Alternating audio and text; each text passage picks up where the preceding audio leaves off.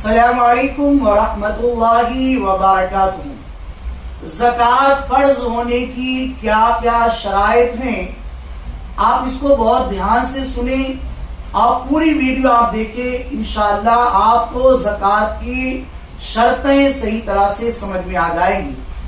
سب سے پہلی تو مسلمان ہونا، یعنی کافر پر زکوٰۃ واجب نہیں۔ دوسری بالغ ہونا، یعنی نابالغ پر زکوٰۃ فرض نہیں۔ تیسری عاقل ہونا، یعنی عقل مند ہونا، جو عقل مند ہے، مالدار ہے، اسی پر زکوٰۃ ہے۔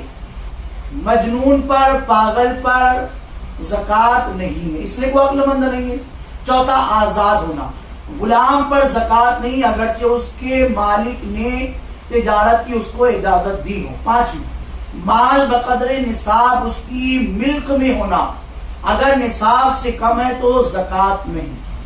چھٹی شرط، پورے طور پر اس کا مالک ہونا، یعنی اس پر قبضہ بھی ہو۔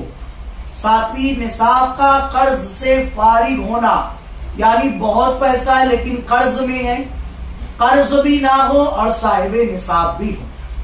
آٹھویں، نصاب کا حاجت اصلیہ سے فارغ ہونا۔ مال کا نامی یعنی بڑھنے والا، خواہ حقیقتاً ہو یا حکماً۔ نصاب پر 1 سال کامل کا گزر جانا، یہ 10 شرائط ہیں۔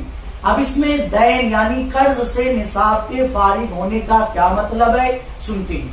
اس کا مطلب یہ ہے، مثلا ایک شخص نصاب کا مالک ہے مگر اس پر قرض ہے کہ قرض ادا کرنے کے بعد نصاب زکوٰۃ باقی نہیں تو زکوٰۃ واجب نہیں، یا یہ خود مقروض نہیں بلکہ کسی مقروض کا کفیل یعنی ضامن ہے اور ضمانت کے روپیے نکالنے کے بعد نصاب زکوٰۃ باقی نہیں رہتا تو زکوٰۃ فرض نہیں، کہ قرض خواہ کو اختیار ہے کہ اسی سے اپنے مال کا مطالبہ کرے۔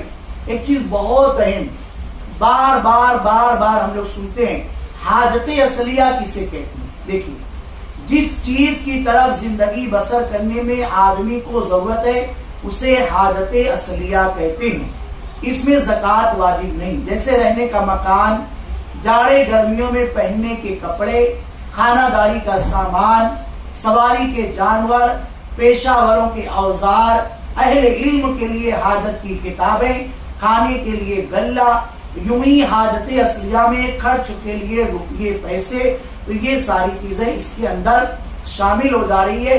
باقی اور آپ کچھ چاہتے ہیں تو آپ ضرور ہمیں میسج کریں، آپ کے سوالوں کا جواب دیا جائے گا۔